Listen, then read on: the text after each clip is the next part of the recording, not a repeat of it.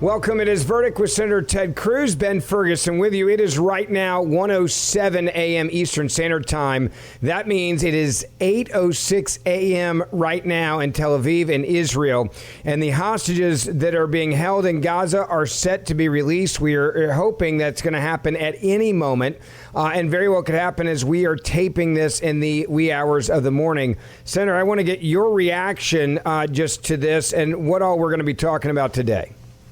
Well, it is an historic day, although I will have to note, Ben, I am impressed that somehow Jerusalem has managed to go back in time, that it is 1:07 a.m. in the east coast of America, but it is only 8:06 a.m.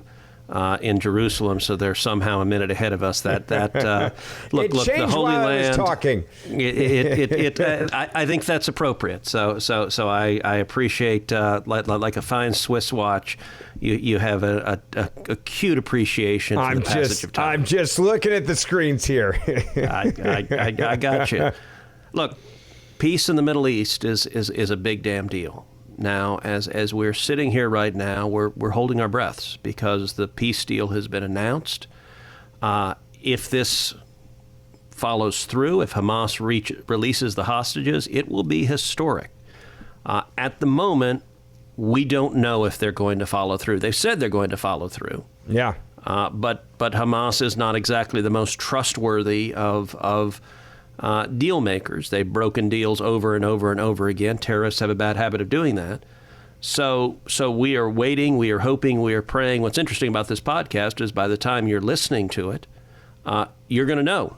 And so we very much hope the hostages are released. The agreement that President Trump negotiated was an agreement to release all the hostages, both the living hostages and the remains of those who have been killed. And there are a number who've been killed. They're holding on to the remains. Obviously, the families would like to bury the dead. And in exchange, Israel has agreed to a complete and immediate ceasefire.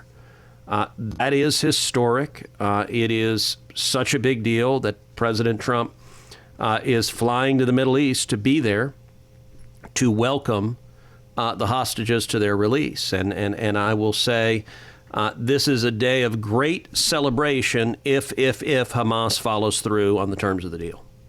Yeah. By the way, right now, the hostage release process is beginning. We are witnessing in Gaza City, the Red Cross vehicles are leaving the compound there. And so we are doing this, like I said, at a.m. here, 1 a.m. Eastern, 1:10 a.m. And this is what we're watching as we're seeing this happening. But the first process, they're saying, coming from the AP right now, has a release process is beginning and going as planned. That certainly is a great sign as we're recording this right now.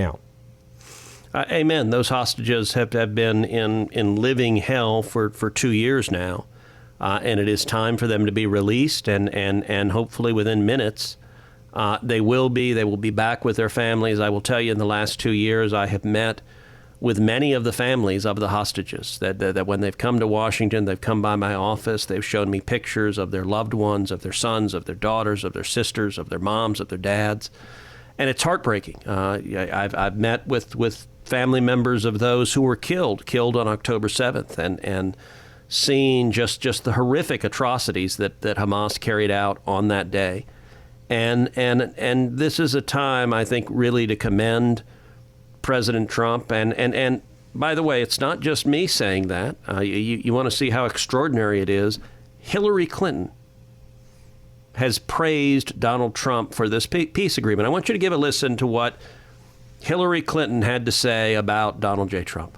It's a really significant first step, and I really commend President Trump and his administration, as well as Arab leaders in the region, for making the commitment to the 20-point plan and seeing a path forward for what's often called the day after. Most importantly, the conflict hopefully will end with the ceasefire. The hostages will be returned. And then the very hard work of rebuilding Gaza, of finding the kind of security that Israel and the Palestinians after Hamas deserve to have, moving forward with the other points in the plan to try to create and an opportunity for Palestinians to have a better life and for Israel to have greater peace and security, I am very hopeful that we'll be able to see progress. Today's a good start, but we have to keep going from here. You listen to Hillary Clinton there saying that, Senator, and this goes back to, I think, what the world is admitting right now.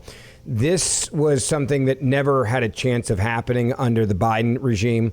Their administration, they weren't even close to this. What President Trump has been able to do, bringing people together, bringing the Arab world together, being able to iron out the points of this deal, I truly believe this. I think he's probably the only guy in the world that could have pulled this off the way he did as quickly as he did. Look, undoubtedly, and I'll say a sentence I've never before said in my life. Bravo, Hillary Clinton. Yeah. I will give her credit for commending Donald Trump. She must have hated saying those words. It was the right thing to do. And I want to draw a contrast because Hillary Clinton acknowledged the obvious, that this is historic. This is a massive step forward. And I want to contrast it to Barack Obama, because Barack Obama put out a statement. After 2 years of unimaginable loss and suffering for Israeli families and the people of Gaza, we should all be encouraged and relieved that an end to the conflict is within sight, that those hostages still being held will be reunited with their families, and that vital aid can start reaching those inside Gaza whose lives have been shattered. More than that, though, it now falls on Israelis and Palestinians, with the support of the U.S. and the entire world community, to begin the hard task of rebuilding Gaza, and to commit to a process that, by recognizing the common humanity and basic rights of both peoples, can achieve lasting peace. Now, Ben, do you know what word is nowhere in Barack Obama's statement? Yeah, the President of the United States of America, Donald Trump.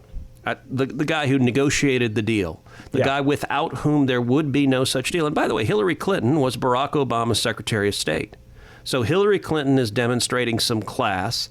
And Obama, this is one of the most classless statements I have ever seen, because Obama cannot acknowledge that Trump accomplished something, and accomplished something really powerful and meaningful, and is a major step towards peace. And those are words I think Barack Obama is utterly unwilling to say.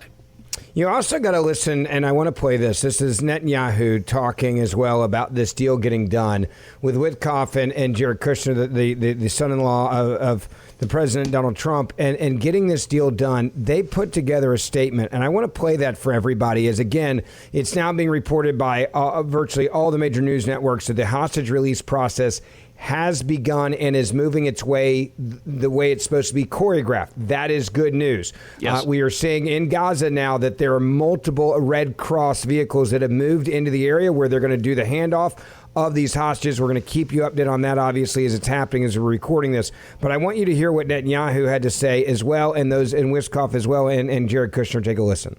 We're at a momentous development in the last 2 years. We fought during these 2 years to achieve our war aims. And a central one of these war aims is to return the hostages, all of the hostages, the living and the dead.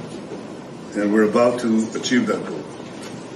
We couldn't have achieved it without the extraordinary help of President Trump and his team, Steve Witkoff and Jared Kushner. They worked tirelessly with Ron and his team, our team. That and the courage of our soldiers who entered Gaza, and the combined military and diplomatic pressure that isolated Hamas, I think, has brought us to this point. I want to personally thank both of you, Steve, Jared. It's been long hours.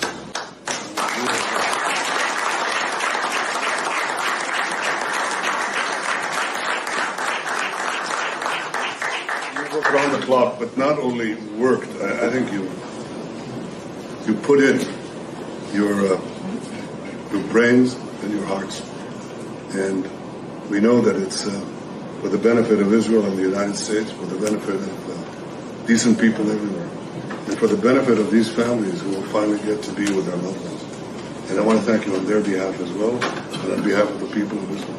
Thank you. Without Obviously, bringing the hostages home it's been a priority for President Trump for a very, very long time, and we've all worked very tirelessly to do that. But I really want to say that this all would not have been possible without the bravery of the IDF and the soldiers, what they've accomplished not just in Gaza, but also what they've done in the theater over the last couple of years to eliminate Hezbollah in the north and really degrade them.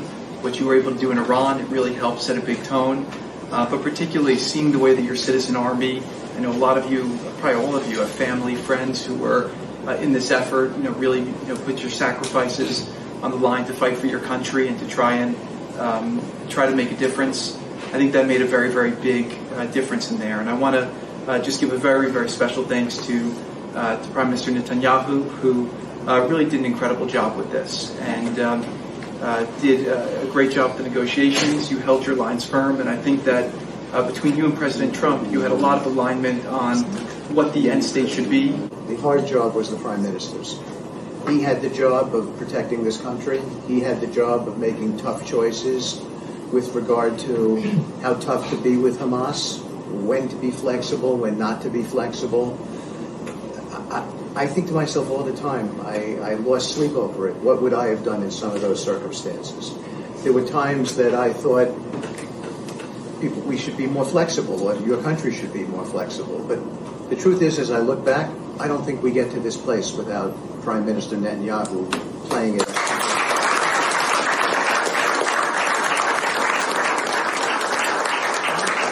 And I'm not just saying that. They're not just words. The president believes that. My president believes it. He believes that Prime Minister Netanyahu made some very, very difficult calls, and lesser people would not have made those calls. And here we are today because Hamas had to, they had to do this deal. The pressure was on them. They were backed up. And you've got the bigger army. You were making inroads. And that's what led to this deal. You can hear Wishkov there saying that's what led to this deal. And look, this was all about the presidential leadership and the President of the United States of America leading in a way that no one else could. Well, and the contrast is really night and day to the previous administration. You mentioned a minute ago, you said that President Trump achieved something that Joe Biden could not have done. Well, I'll tell you someone who disagrees with that is Tony Blinken. And Tony Blinken, of course, was Biden's Secretary of State. And he put out a long Twitter statement on this. And here's where he said, critically, he says, "It starts with a clear and comprehensive post-conflict plan for Gaza. It's good that President Trump adopted and built on the plan the Biden administration developed after months of discussion with Arab partners, Israel, and the Palestinian Authority." Like, what nonsense. It literally is Tony Blinken saying, well, this Trump peace deal, it's really the Biden peace deal. Yeah. And that's utter nonsense because Biden spent 4 years demonstrating weakness and appeasement to our enemies. That weakness and appeasement, I believe, is why October 7th happened. The $100 billion that Joe Biden, with Tony Blinken being a very active part of that, flowed $100 billion to the Ayatollah Khamenei in Iran. Literally, he provides 90% of the funding. 90% of the funding to Hamas and 90% of the funding for Hezbollah. So in a very real sense, Joe Biden and Tony Blinken and Kamala Harris and the entire Biden administration funded the October 7th death squads because the $100 billion they sent to Iran and they allowed to flow to Iran, much of that ended up directly in the hands of Hamas and Hezbollah carrying out those mass murders.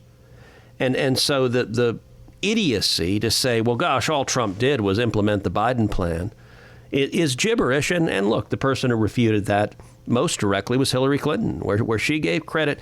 And look, we don't have this peace agreement without Trump's strength. Let me tell you, this peace agreement doesn't happen, I believe, without President Trump ordering the bombing attack on Iran and taking out Iran's nuclear facilities where they were working to develop nuclear weapons to target the United States and to target our allies. And that act of strength, combined with Israel's 12-day war where they decimated the Iranian military air defenses, their senior leadership, the IRGC leadership, all of that, look, Iran is Hamas's patron, and Iran is in a much, much weakened position because of President Trump's strength. That is a major, major reason this deal was reached today. And this deal, we are both hoping, we are praying that Hamas follows through and that within hours all of the hostages are released. If that happens, this will be an historic day, a day to celebrate, and a day to say, thank God for President Donald J. Trump. Well, let's go back to something, and I do think one of the very interesting historic moments, and as we go back and look at this weeks and years and months from now, is going to be Donald Trump not flinching on going after the Iran nuclear sites. Yep. When you look at that moment and you see how quickly we now got to where we are when it comes to this deal being done, how much of the psyche you think of Hamas and realizing what they were dealing with President Trump changed after he actually went after those nuclear sites? I think it was fundamental. And this is where the appeasement crowd gets it wrong. They think that being weak to our enemies avoids war. Yeah. They'll say all the time, quite piously, oh, we hate war. And this is true of left-wing Democrats. But I'll tell you, within the Trump administration, there was a major debate about whether to launch that bombing run on Iran. And there were major voices that were vocal saying, do not launch that bombing raid. I was urging the president, take out those nuclear facilities. It makes America safer. And I think that decision, it's the single most important national security decision President Trump has made this second term. And that decision demonstrated, number one, it weakened Iran, which is Hamas's patron and funder. Yep. But number two, it demonstrates to Hamas, okay, this president's not going to flinch. He's not going to give in. He's not weak. He's not going to roll over when we try to roar. And I think without that, you don't have a peace deal. As long as they believe, look, Joe Biden, what was he doing? He was freezing weapons to Israel, blocking the IDF from getting weapons. And I'll tell you what that did. That encouraged Hamas. That said, okay, great. We've got a friend. We've got a friend in the White House. And by the way, you and I talked about... Joe Biden was harder on Israel. We talked about this. Joe Biden was harder on Israel many days than he was on Hamas, the terrorists. Well, you'll recall the podcast we did several months ago. And it was right after I sat down and spent about 2 hours with Prime Minister Netanyahu when he was in Washington, D.C. Mm-hmm. And one of the things he told me in that meeting is that when they launched the pager attack on Hezbollah, you remember that? It's one of the most incredible military and intelligence actions. By the way, I still can't wait for the movie to come out. Can we all agree on that? It's going to be unbelievable. It would make an incredible movie. And actually, if you had written that as a movie script, it would be rejected as a movie script. People would say, this is too fantastical. There's no way this would happen. This is a bad Jason Bourne movie. It's just not realistic. And you look at what Israel did years earlier, creating a shell company in Hong Kong, making the pagers, selling them to Hezbollah. Hezbollah sends them to the terrorists. But one of the things, one of the things you and I talked about on this podcast is the government of Israel, when they decided, okay, we're going to detonate those pagers and take out the Hezbollah terrorists, they did not tell the Biden White House. Yep. And the reason they didn't tell the Biden White House is they were afraid if they told the Biden White House, they'd pick up the phone and warn Hezbollah. Yeah. That says, you know what? You don't get peace when the American president, when the American White House is going to warn the terrorists, hey, your pagers are about to blow up. So they notified the Biden White House as they were detonating the pagers, hey, by the way, we just blew up a bunch of Hezbollah terrorists. And that President Trump saying we stand with Israel, period, the end, is a major, major reason we get to this moment to celebrate the peace deal, to celebrate the ceasefire, but to do so from a position of strength. Let's talk about, there's been a lot of criticism of the exchange for these terrorists, prisoners, murderers that Israel is going to release, and saying that was a capitulation and a bad decision by Israel. I understand that Israel did not want to do this, but they also understood that to get this deal done, there had to be some movement here. I want to get your take and your thoughts on that for people that are just wanting to criticize this deal and try to find something wrong with it. There's a perfect case scenario, and then there's reality. This was part of the reality to get this done, to save the 20 that we believe are still alive at this moment. Yeah, look, negotiations for the release of hostages are always difficult. They raise incredibly challenging issues and questions. I've spent a long time in the Senate. I've made it a real passion of mine to fight for Americans who are detained abroad and to fight for people like Mark Swedan. Mark Swedan was a Texan. By the way, I want to interrupt you. We're just getting word now. Hamas has officially just handed over the hostages to the Red Cross. That Praise is God. coming from multiple news agencies. The Hamas hands over the hostages to the Red Cross. Apparently, it has officially just happened as we're recording this at 1:28 a.m. Eastern Standard Time in the morning. Well, that is phenomenal. That is great news. We should all say a prayer and thank God that this is an important and historic day. And you know what I was saying a minute ago that you were asking about. In any hostage negotiation, there are often difficult trade-offs, and they're agonizing trade-offs. And I've tried.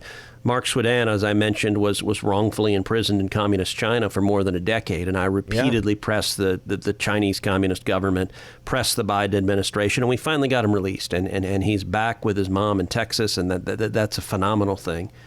But those trade-offs are difficult, and so I'm not going to second guess the decisions President Trump made and Prime Minister Netanyahu made in terms of the specific negotiations to get the hostages released. Hamas remains incredibly dangerous. They are terrorists. Their objective is to murder as many Israelis as they can. But today's a victory. It's a victory for peace. It's a victory for Israel. It's a victory for President Trump. And on all of that is really good. What are your thoughts on President Trump traveling to Israel and also going to address the people he's going to meet with the hostages?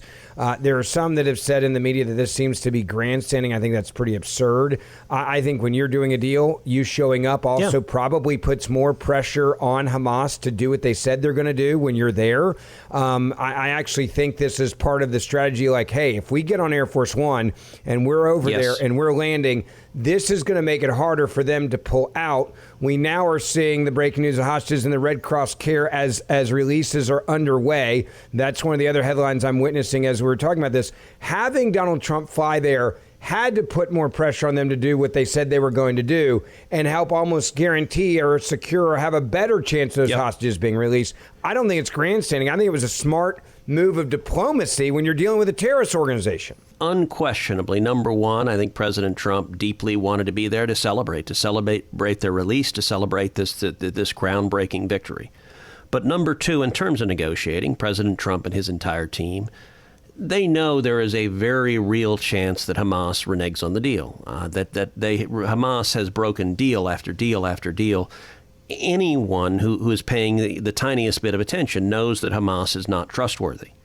The fact that the President of the United States gets on Air Force One and flies to Israel to be there to say, okay, you've said you're going to release the hostages, I'm going to be there to welcome them, that ratcheted up the pressure enormously. When he got on Air Force One, he didn't know. He knew there was a chance that when he landed, Hamas would have said, never mind, we're not going to release them, because they've done that over and over and over again. But I'll tell you this, Hamas knew that President Trump would be unbelievably pissed. Yeah. If that were the case. And that's, it goes back to the doctrine of peace through strength. That his being there makes clear, look, guys, I'm not messing around. We've cut a deal. I expect you to stick to the deal.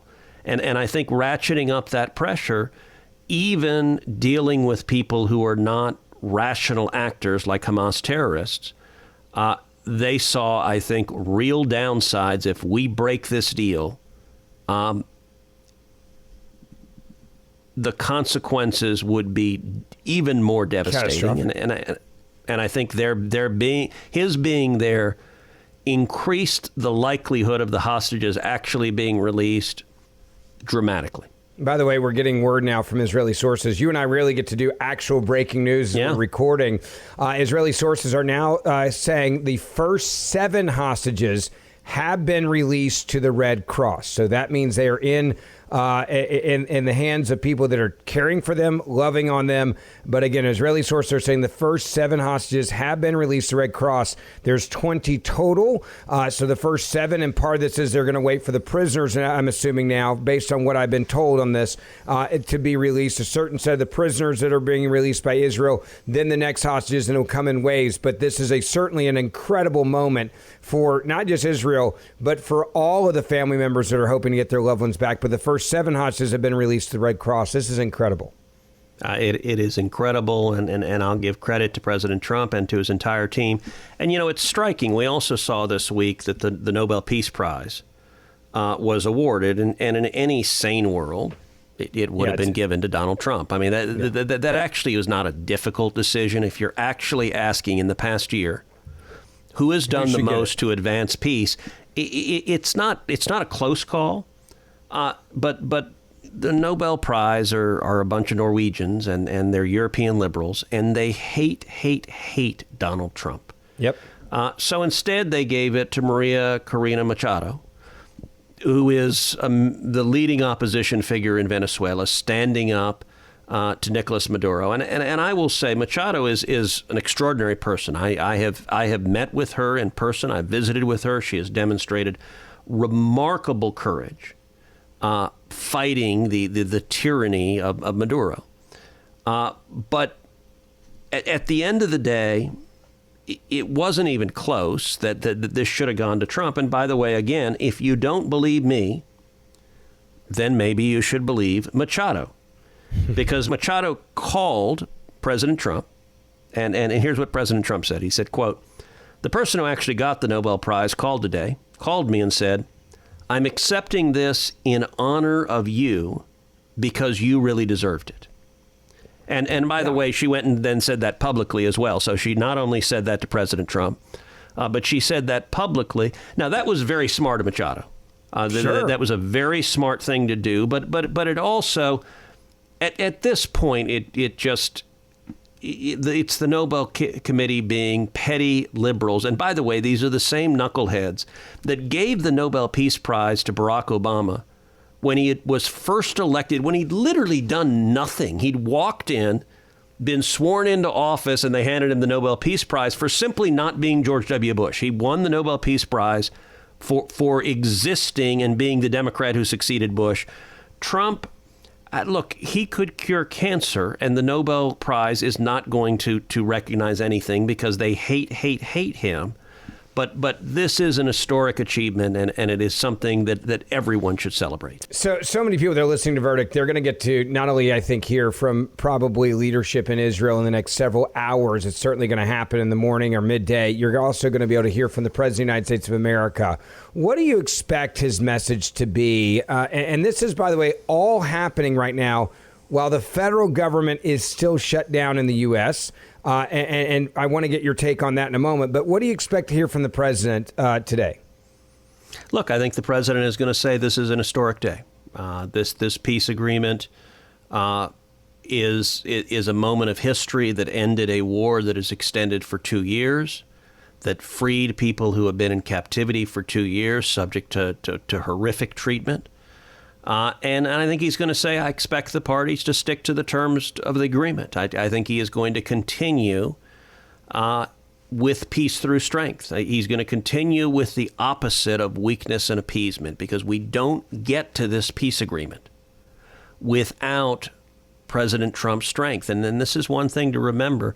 There are some observers who want to say that Donald Trump is an isolationist. He has never been an isolationist. Yeah. He is. Look, the first term that Trump was in office, when he came into office, he inherited an ISIS caliphate that had grown under Barack Obama that was the size of the state of Indiana. They had an entire nation state to wage terror against America, and Donald Trump utterly decimated and destroyed it. Within months, the caliphate was gone. He completely defeated them. He also took out General Soleimani. He took out al-Baghdadi. Those are not the actions of an isolationist. You look at the second term, where he's been bombing the living daylights out of the Houthis who are attacking ships going through the Suez Canal. He is bombing the heck out of narco-terrorists off the coast of Venezuela. And by the way, Machado was smart to say he deserved it because, look, her efforts fighting Maduro are very important and they're courageous. But President Trump's strength is the single factor that makes it most likely that the Maduro regime will be toppled. And so President Trump taking out those narco-terrorists is another example of peace through strength. And finally, the Iran bombing run, taking out their nuclear facilities. None of those are the acts of an isolationist. Now, to be clear, President Trump is also not an interventionist. He's not invading foreign countries. I don't expect to see the Marines engaged in invading other countries other than to protect the vital security interest of America, to keep America safe. The only instance in which we would see a ground war is where there was a direct danger to the lives of Americans. And in those instances, President Trump is willing to use military force, but he's not engaged in this broader endeavor to send in our military to try to turn every country in the world into some utopian democracy. That's not the job of the military. Donald Trump doesn't think it's the job of the military. And the result, strength is the best way to avoid war. Yeah. Our enemies are afraid of Donald Trump. That is a very good thing. Hamas is afraid of Donald Trump. Hezbollah is afraid of Donald Trump. Iran is afraid of Donald Trump. Maduro is afraid of Donald Trump. China and Russia are afraid of Donald Trump. All of that is good because America is safer and we are more likely to avoid military conflict when our enemies are afraid of the commander-in-chief than when our enemies, you look at Joe Biden, when they look and say the commander-in-chief is weak and completely incapacitated. And that is why we went from no wars across the globe to 2 wars, Ukraine and Gaza, both raging under Joe Biden. That's what happens when you have a weak and appeasing president. Yeah, no doubt about it. Again, this is breaking as we continue. Israeli sources are now saying the first 7 living hostages have been released to the Red Cross. In Tel Aviv right now, we are witnessing celebration in the streets. We are seeing this in Jerusalem as well. The videos are starting to come in as it is basically 8:40 a.m. In Israel right now. We're seeing people line the streets of the highway right now and Ram, Israel as well. And this is just some of that excitement after 2+ years of these people that were taken on that October 7th attack day. We're going to keep monitoring this, obviously, until we wrap up. But I do want to get you an update for everyone on the government shutdown here in the U.S. We are into 2 weeks now of this government shutdown. We are starting to see it affect people's lives. We're seeing healthcare issues with those, for example, in San Antonio. I was there today talking about there's a lot of people there that are saying that the providers are not able to get the money and the funding they need. Doctors are frustrated. The Schumer shutdown is really starting to hurt people in our military, their kids, those with special needs as well. Your reaction, how much longer this is going to continue, and do you see any movement this week? Well, we're right now in day 12 of the Schumer shutdown, and the government is shut down because over and over and over again, the Democrats are voting to shut the government down. And I will say, it's actually interesting. Today on Twitter, 53 Republicans was trending. And the reason it was trending was an exchange, a back and forth that I had with Gavin Newsom on the shutdown. So Gavin Newsom tweeted out, "Wow, that is wild. I wonder who has control of the White House, Senate, and the House." And this is one of the Democrat talking points as well. This is the Republicans' fault because the president and the Senate and the House are all in Republican control. Here's what I responded on X. I said, Gavin is deliberately lying. To fund the government takes 60 votes in the Senate. There are only 53 Republicans. We need at least 7 Democrats. We keep voting to open the government. Dems keep voting to shut it down. Gavin Newsom knows this, and he's lying to you. And as of right now, that's had 1.7 million views. It was trending on Twitter. And it's the simple fact.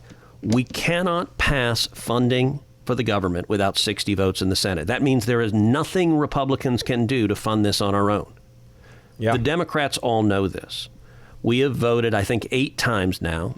The Republicans have voted to open the government, to fund the government, and every Democrat, but I think 3, have voted no, and that's why we have a shutdown. Now, we're all expected to go back to D.C. on Tuesday of this week, and we'll vote again to fund the government. I've voted to fund the government now over and over and over again. I'll vote again on Tuesday to fund the government.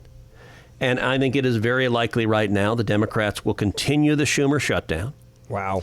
And I'll tell you what I think is one of the major reasons is coming up on October 17th, there is this big rally in D.C., the No Kings rally. Yeah. Where a bunch of the left-wing radicals are coming to D.C.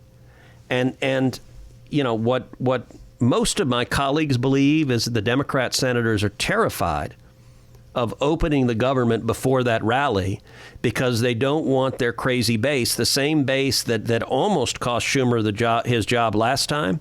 Yeah. They don't want their crazy base to get angry. And so I think most of us... So you're telling me, the American people right now, that there's a very good chance that the government shutdown will continue because of a rally date. Yep. And that date again is what? October 17th. Okay, so the 13th, 14th, 15th. Okay, so we got another 5-6 days of this just to get to the rally, and then maybe we'll actually do their job and fund the government. Look, at some point they're going to do their job and fund the government, but wow. You know, a bunch of federal employees are about to miss their first paycheck. I'll tell you, ordinarily soldiers, sailors, airmen, and Marines would lose their first paycheck as well. The Trump Department of War has said they're going to move some funds around and pay our servicemen and women, and Democrats are furious. How dare you find a way? Look, I don't know if they can do it because it is not easy with the funding paused, but the Democrats don't care. And I'll tell you, one of the great acts of hypocrisy is the Democrat congressmen are all paying themselves, or most of them. Maybe I don't know about all, but so under the 28th Amendment to the Constitution, the compensation of a member of Congress cannot be reduced during your term of office, which means during a shutdown, House members and senators get paid no matter what. Even though everyone else, their paychecks stop, elected members of Congress get their paycheck. Now, you can say no. So I sent a letter to the Secretary of the Senate saying, please hold my paycheck. Yeah. Do not pay me. I do not want that money deposited in my account until the government shutdown ends, until our service members are being paid. I'm not going to pay myself. But you look at these Democrats who are happily shutting the government down. They're also taking their own paycheck and saying, gosh, I like being paid. And, they are not troubled at all if some young corporal serving overseas suddenly doesn't get his paycheck and can't pay his bills this week. It's incredible. As we wrap this up at 1:47 a.m. Eastern Standard Time, the latest news we have, and this is good news, Israeli sources are saying the first 7 living hostages have been released to Red Cross. We're obviously waiting on the other 13, and that hopefully by the time you get to hear this in the morning on your commute or in the afternoon, they've all been released. But this is certainly a good day, and we'll have a lot more on this, I can promise, on Wednesday morning as the president will be in Let me say this finally. Yeah. Number one, congratulations to President Trump and his team. Congratulations to Prime Minister Netanyahu and his team. Congratulations to the people of Israel who are celebrating right now, and rightly celebrating. And I just want to say, praise God. God is good all of the time. Amen. We'll be back with you on Wednesday morning. Make sure you share this episode wherever you can on social media. And grab my podcast as well, the Ben Ferguson Podcast. I'll keep you updated on the breaking news on Tuesday as well as you get ready for us again on Wednesday morning. We'll see you back then real soon.